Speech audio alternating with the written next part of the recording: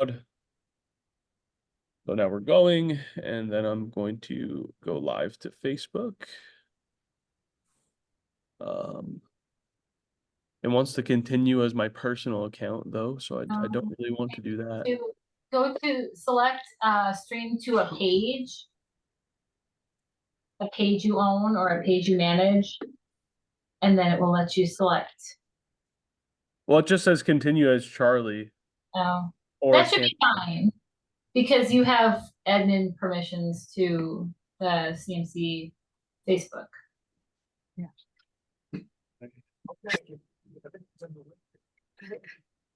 Share to your page. I just trying to set me Share up. to your page, and then it will show you Chaska Moravian Church and select that. Yeah, okay, that'll be fine. This will all go great in the recording. Yeah.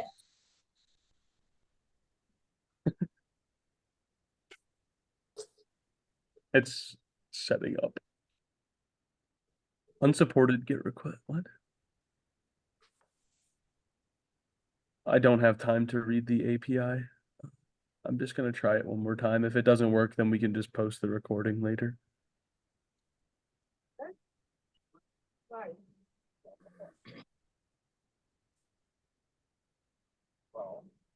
Oh, seems like it wants to work this time. Recording in progress. All right, it looks like it's working. Meeting is now streaming live on Facebook. Okay. So I'll just adjust my hair real quick. No.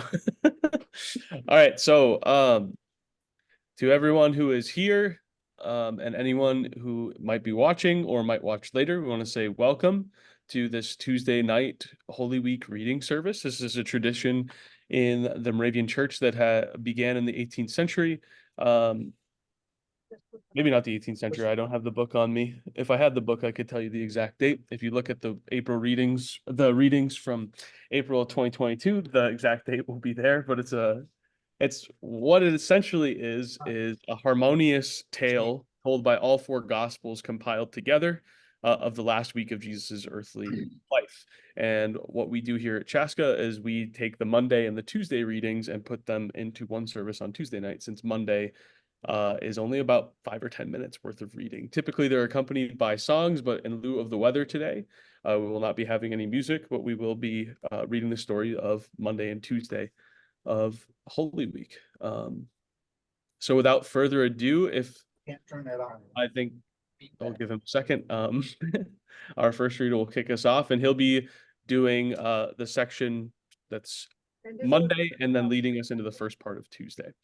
So if you are ready, sir, let us begin. Okay. On the following day, when they came from Bethany, Jesus was hungry. Seeing in the distance a fig tree in leaf, he went to see whether perhaps he would find anything on it. When he came to it, he found nothing but leaves, for it was not the season for figs. He said to it, "May no one ever eat fruit from you again." And his disciples heard it. Then they came to Jerusalem, and Jesus entered the temple and began to drive out those who were selling and those who were buying in the temple. And he overturned the tables of money changers and the seats of those who sold doves. And he would not allow anyone to carry anything through the temple. He was teaching and saying, "Is it not written, my house shall be a house of prayer for all nations? But you have made it a den of robbers." And when the chief priests and scribes heard it, they kept looking for a way to kill him, for they were afraid of him, because the whole crowd was spellbound by his teaching. And when evening came, Jesus and his disciples went out of the city. In the morning, as they passed by, they saw the fig tree withered away to its roots.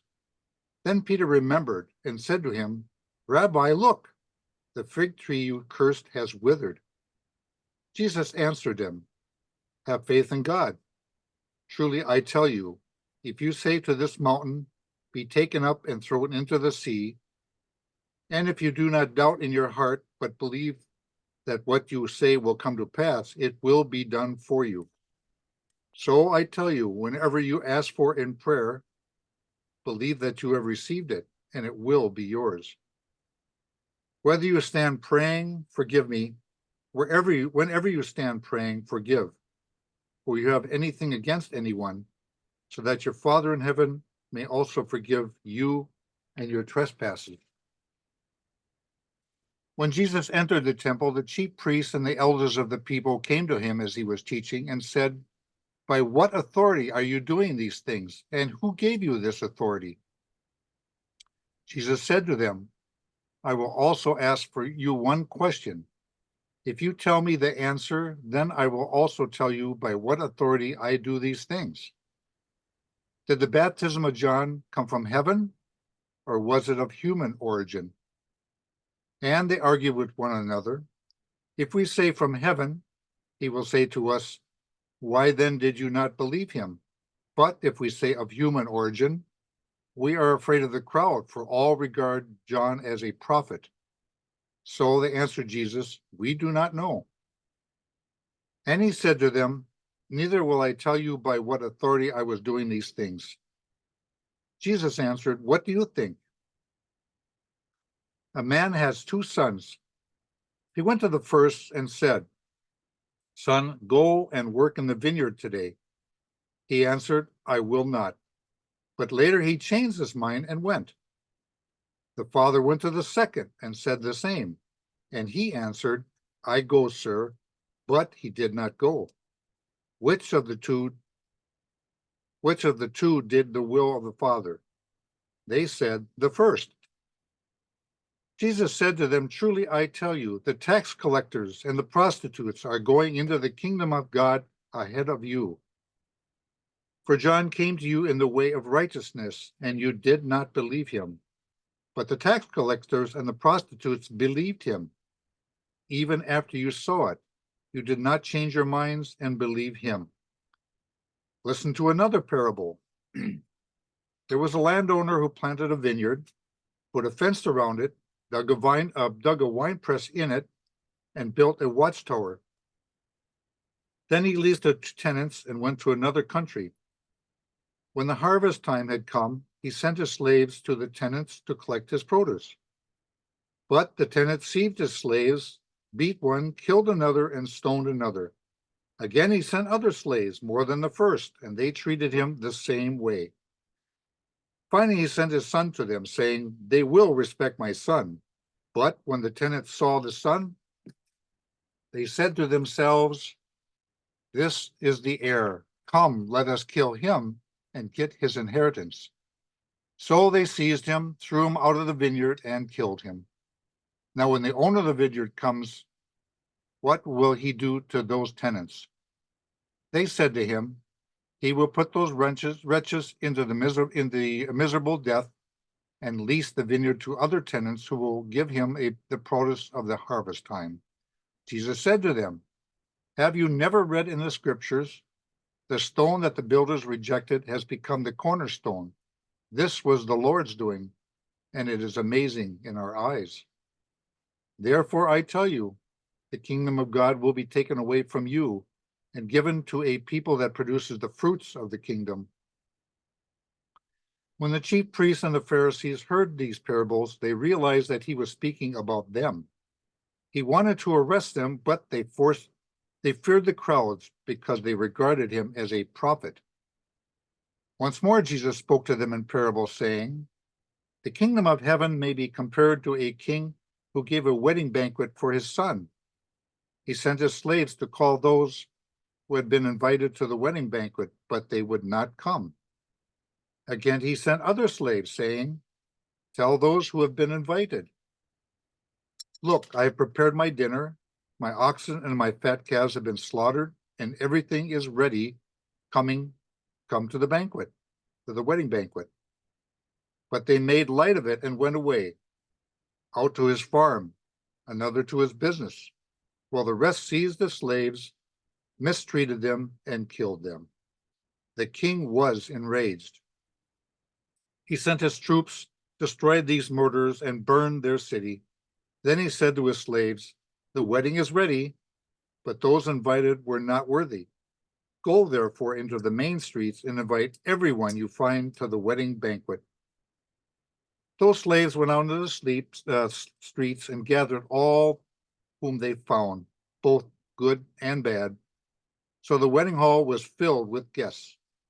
But when the king came in to see the guests, he noticed a man there who was not wearing a wedding robe. And he said to them, "Friend, how did you get in here without a wedding robe?" And he was speechless. Then the king said to the attendants, "Bind him hand and foot and throw him into the outer darkness, where there will be a weeping and gnashing of teeth, for many are called, but few are chosen." Then the Pharisees went and plotted to entrap him in what he had said. So they sent their disciples to him along with the Herodians, saying, "Teacher, we know that you are sincere. Teach the way of God in accordance with truth and show indifference to no one, for you do not regard people with partiality. Tell us then, what do you think? Is it lawful to pay taxes to the emperor or not?" Jesus, aware of their malice, said, "Why are you putting me to the test, you hypocrites? Show me the coin used for the tax." And they brought him a denarius. Then he said to them, "Whose head is this, and whose title?" They answered, "The emperor's." Then he said to them, "Give therefore to the emperor the things that are the emperor's, and to God the things that are God's." When they heard this, they were amazed, and they left him and went away. The same day, some Sadducees came to him, saying, "There is no resurrection." And they asked him a question, saying, "Teacher, Moses said if a man dies childless, his brother shall marry the widow and raise up children for his brother. Now there were 7 brothers among us. The first married, died childless, leaving the widow to his brother. The second did the same, but also the third, down to the 7th. Last of all, the woman herself died. In the resurrection, then, whose wife of the 7 will she be?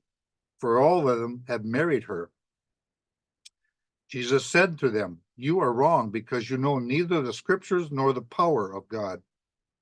For in the resurrection they neither marry nor are given in marriage, but are like angels in heaven. As for the resurrection of the dead, have you not read what has said to you by God? I am the God of Abraham, the God of Isaac, and the God of Jacob." He is God, not of the dead, but of the living. And when the crowd heard it, they were astonished by his teaching. When the Pharisees heard that he had silenced the Sadducees, they gathered together, and one of them, a lawyer, asked him a question to test him. "Teacher, which commandment of the law is the greatest?" And he said to them, "You shall love the Lord your God with all your heart, with all your soul, and with all your mind. This is the greatest and first commandment. And the second is like it. You shall love your neighbor as yourself. On these 2 commandments hang all the law and the prophets." Then the scribe said to him, "You are right, teacher. You have truly said that he is one, and besides him there is no other.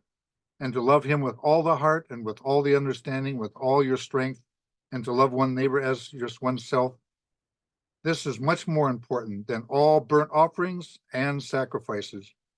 When Jesus saw that he answered wisely, he said to them, "You are not far from the kingdom of God." Thank you, brother. And thank you for taking the longest section of the reading. We continue with our Tuesday readings. While Jesus was teaching in the temple, he said, "How can the scribes say that the Messiah is the son of David? David himself, by the Holy Spirit, declared, 'The Lord said to my Lord, sit at my right hand until I put your enemies under your feet.'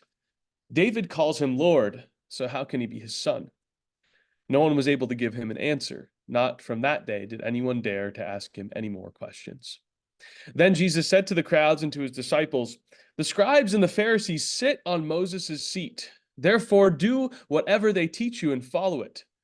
But do not do as they do, for they do not practice what they teach. They tie up heavy burdens hard to bear and lay them on the shoulders of others, but they themselves are unwilling to lift a finger to move them.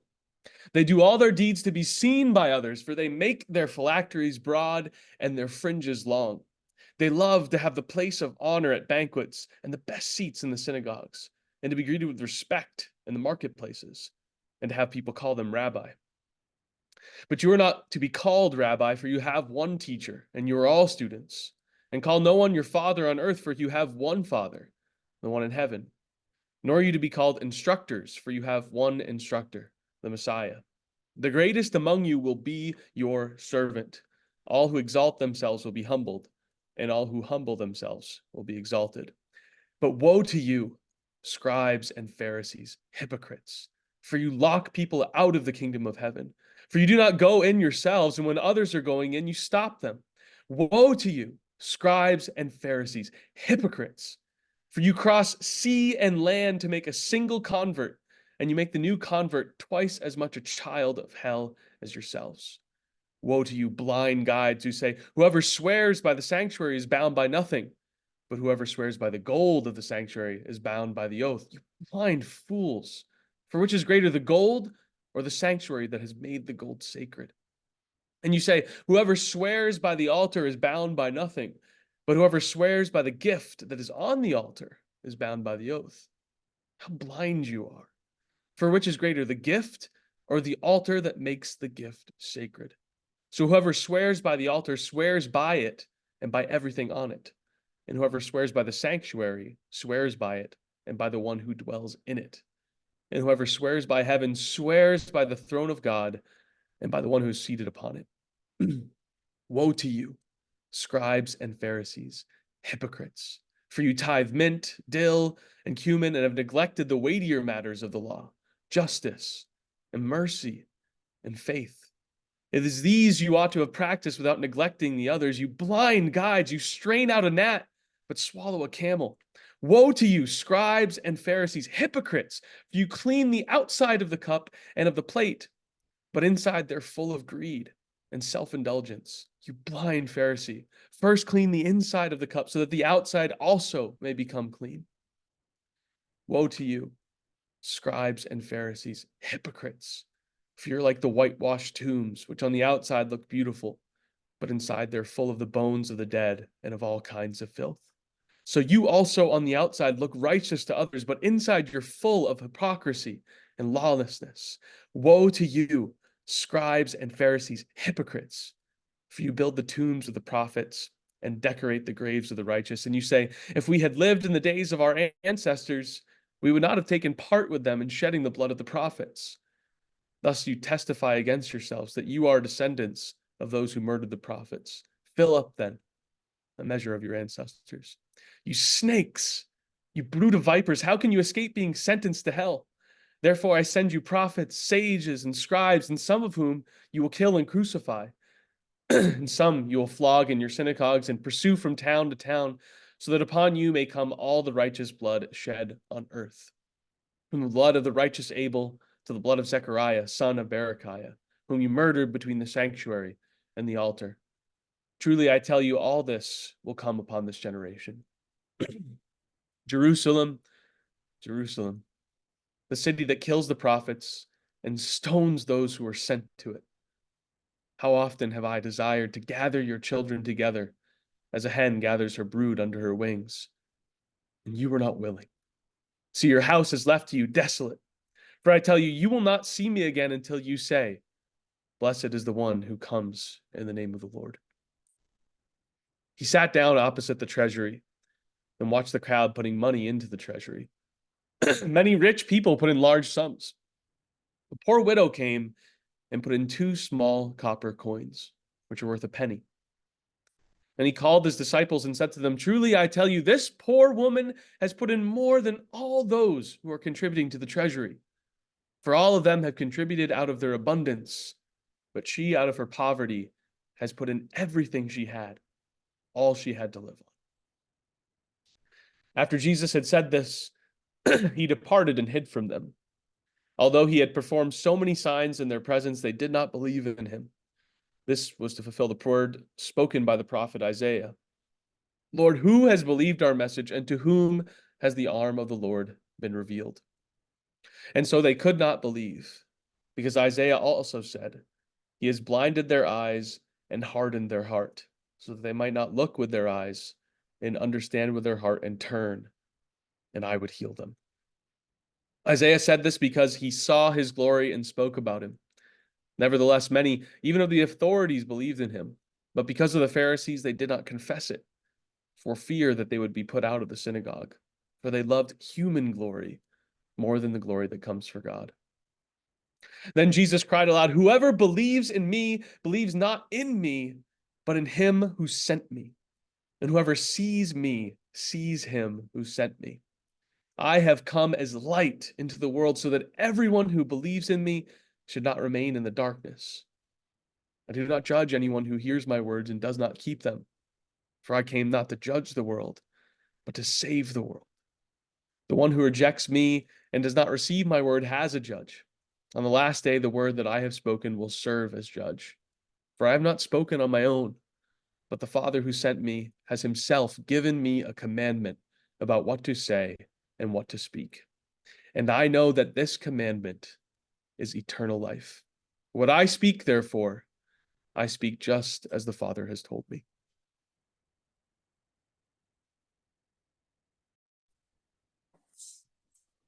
So we continue with our readings. As Jesus came out of the temple and was going away, his disciples came to point out to him the buildings of the temple. Then he asked him, You see all these? Do you not? Truly I tell you, not one stone will be left here upon another. All will be thrown down. When he was sitting on the Mount of Olives, the disciples came to him privately, saying, Tell us, when will this be? And what will be the sign of your coming and of the end of the age? Jesus answered them, Beware that no one leads you astray, for many will come in my name, saying, I am the Messiah, and they will lead many astray. And you will hear of wars and rumors of wars. See that you are not alarmed, for this must take place, but the end is not yet. For nation will rise against nation, and kingdom against kingdom, and there will be famines and earthquakes in various places. All this is but the beginning of the birth pangs. Then they will hand you over to be tortured and will put you to death, and you will be hated by all nations because of my name. This will give you an opportunity to testify. So make up your minds not to prepare your defense in advance, for I will give you words and a wisdom that tone of your opponents will be able to withstand or contradict. You'll be betrayed even by parents and brothers, by relatives and friends, and they will put some of you to death. You'll be hated by all because of my name, but not a hair on your head will perish. By your endurance, you will gain your souls. Then many will fall away, and they will betray one another and hate one another. And many false prophets will arise and lead many astray. And because of the increase of lawlessness, the love of many will grow cold. But the one who endures to the end will be saved. And this good news of the kingdom will be proclaimed throughout the world as a testimony to all nations, and then the end will come. So when you see the desolating sacrilege standing in the holy place, as was spoken of by the prophet Daniel, then those in Judea must flee to the mountains. The one on the housetop must not go down and take what is in the house. The one in the field must not turn back to get a coat. Woe to those who are pregnant and to those who are nursing infants in those days. Pray that your flight may not be in winter or on the Sabbath, for at that time there will be great suffering, such as that been from the beginning of the world until now, no, and never will be. And if those days had not been cut short, no one would be saved. But for the sake of the elect, those days will be cut short. That if anyone says to you, Look, here is the Messiah, or there he is, do not believe it. For false messiahs and false prophets will appear and produce great signs and omens to lead astray, if possible, even the elect. Take note, I have told you beforehand. So if they say to you, Look, he is in the wilderness, do not go out. If they say, Look, he is in the inner rooms, do not believe it. For as the lightning comes from the east and flashes as far to the west, so will the coming of the Son of Man. Can you guys still hear me?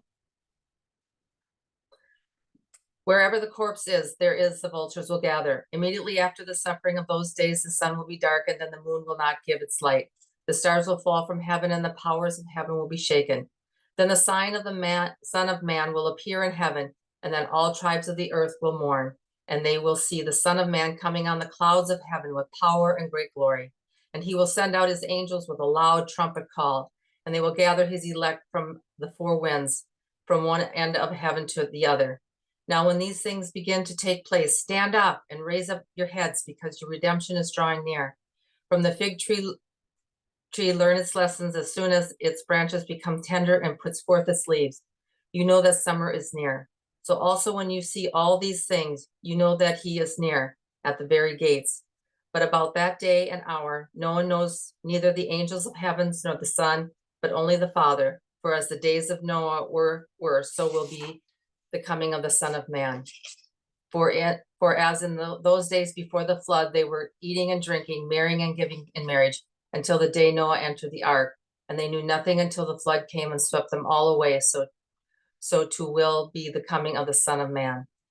Then two will be in the field, one will be taken and one will be left. Two women will be grinding meal together, one will be taken and one will be left. Keep awake, therefore, for you do not know on what day your Lord is coming. It is like a man going on a journey, when he leaves home and puts his slaves in charge, each with his work, and commands the doorkeeper to be on the watch. Therefore keep awake, for you do not know when the master of the house will come, in the evening, or at midnight, or at cockcrow, or at dawn, or else he may find you asleep when he comes suddenly. And what I say to you, I say to all, keep awake. But understand this, if the owner of the house had known in what part of the night the thief was coming, he would have stayed awake and would not have let his house be broken into. Therefore you also must be ready, for the Son of Man is coming at an unexpected hour. Who then is faithful and wise slave, whom his master has put in charge of his household, to give the other slaves their allowance of food at a proper time? Blessed is that slave whom his master will find at work when he arrives. Truly I tell you, he will put that one in charge of all his possessions. But if that wicked slave says to himself, my master is delayed, and he begins to beat his fellow slaves and eats and drinks with drunkards, the master of that slave will come on a day when he does not expect him, and at an hour that he does not know. He will cut him in pieces and put him with the hypocrites, where there will be weeping and gnashing of teeth. Then the kingdom of heaven will be like this. 10 bridesmaids took their lamps and went to meet the bridegroom. I'm losing power, you guys, I'm sorry. There will be, the kingdom of heaven will be like this. 10 bridesmaids took their lamps and went to meet the bridegroom. 5 of them were foolish, 5 were wise. When the foolish took their lamps, they took no oil with them, but the wise took flasks of oil with their lamps. As the bridegroom was delayed, all of them became drowsy and slept. But at midnight there was a shout, look, here is the bridegroom, come out to meet him. Then all those bridesmaids got up and trimmed their lamps. The foolish said to the wise, give us some of your oil, for our lamps are going out. But the wise replied, no, there will not be enough for you and for us. You had better go to the dealers and buy some for yourselves. And while they went to buy it, the bridegroom came, and those who were ready went with him into the wedding banquet, and the door was shut. Later the bridesmaids came also, saying, Lord, Lord, open to us. But he replied, truly I tell you, I do not know you. Keep awake, therefore, for you know neither the day nor the hour.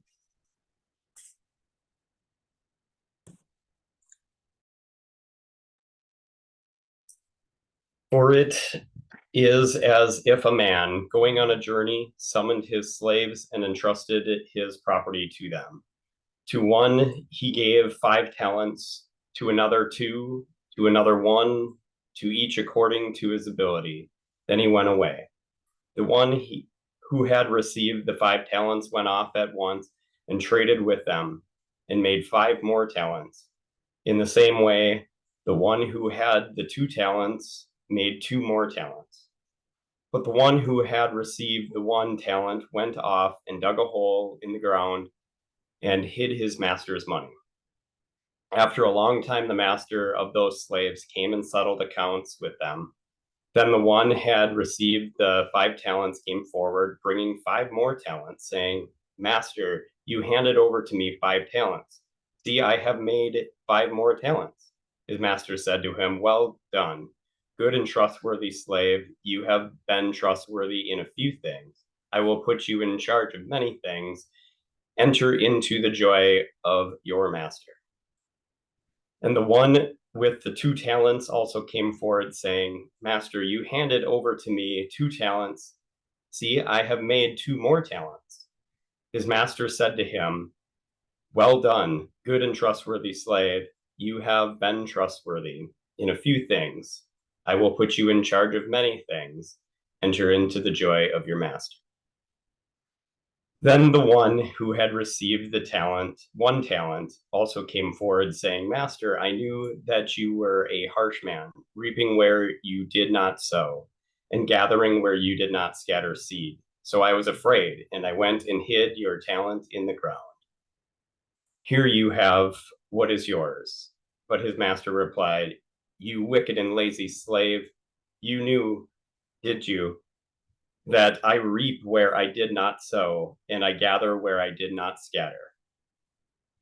Then you ought to have invested my money with the bankers, and on my return, I would have received what was my own with interest. So take the talent from him and give it to the one with the 10 talents. For to all those who have more will be given, and they will have in abundance.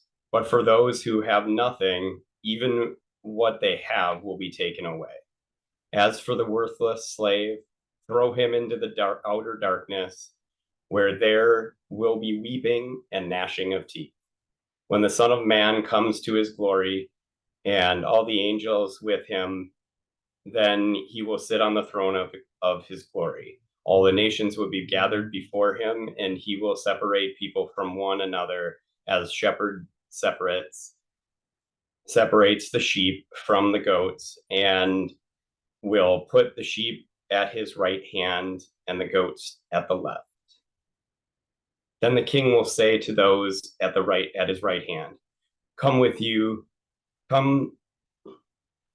you that are blessed, be my father. Inherit the kingdom prepared for you from the foundation of the world. For I was hungry, and you gave me food. I was thirsty, and you gave me something to drink. I was a stranger, and you welcomed me. I was naked, and you gave me clothing. I was sick, and you took care of me.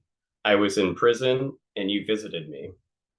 Then the righteous will answer him, Lord, when was it that we saw you hungry and gave you food, or thirsty and gave you something to drink?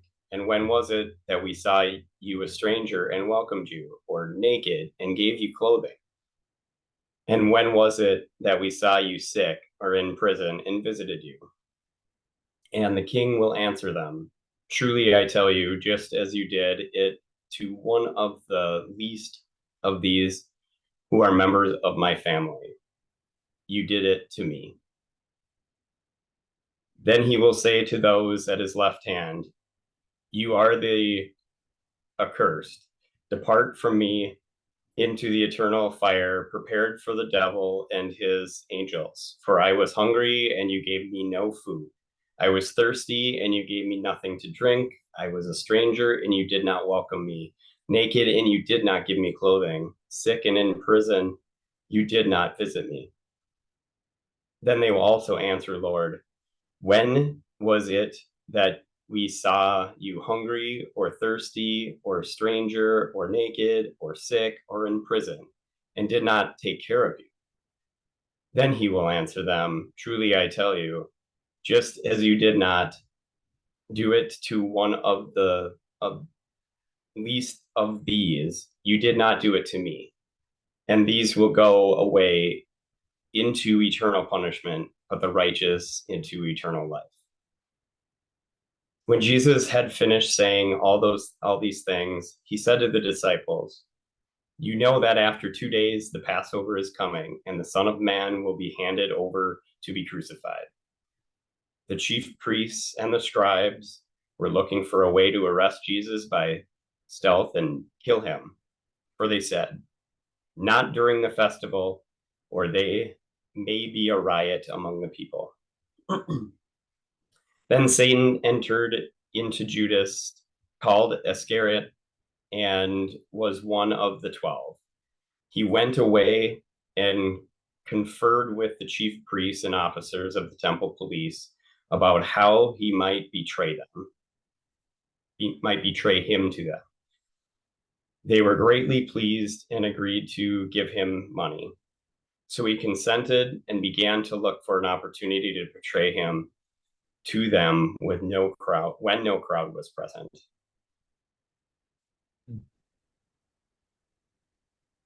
So that brings us to the end of Tuesday. Jesus has a lot to say when you put all four gospels together, doesn't he? When you string all of the teachings together that each gospel thought was important to include in that part, when you put them all together, he does a lot of talking. And when we do the reading, sometimes it feels like if he's spending hours at this place and it only takes us like 2 minutes to read it at church, is that really everything? So it is a little bit striking in of itself to read that much, but it makes it a little bit more realistic. It grounds you in the experience. And it's all part of that Holy Week experience of when we talk about journey to the cross. There's this thing called like stations of the cross that some folks do to kind of like just again empathize with where Jesus was in the week. Two things sticking out to me today. We've been going through Mark, right, since the new year, and a lot of the passages that we read today we've covered in Mark in some capacity. And so I point you back, refresh in your mind. Maybe there's something specific that stuck out to you. That last part always does, because it's the last thing we hear, but it's also a text that's particularly meaningful to me. That which you've done for the least of these, you did to me. Which comes from Matthew 25, but is actually very well in line from what we learned from Mark so far this year, that faith for Jesus is something that you do. What also sticks out to me is just him holding people accountable then in the moment. So whatever you took from it, I hope it continues to guide you this week. We will not meet tomorrow. In the Holy Week manual, it'll say nothing was recorded for Wednesday. It's believed that he went back to Bethany with the disciples, and he returns on Thursday to celebrate the Passover Seder, the Last Supper with his friends. So we'll be gathering together. It should be live streamed for any who can't make it in person, but we'll be back together 6:30 p.m. on Thursday night for a Holy Communion service with the other Moravian churches of Carver County. And I think that's it for today. So I just want to say thank you to those who are willing to read, for lending your voices, and pray for some good weather, because we're going to be outside on Easter morning, and I really hope it's not like it has been the last couple of days. Any questions? All right. So I'm going to go ahead and just stop our recording, and Good night. good night.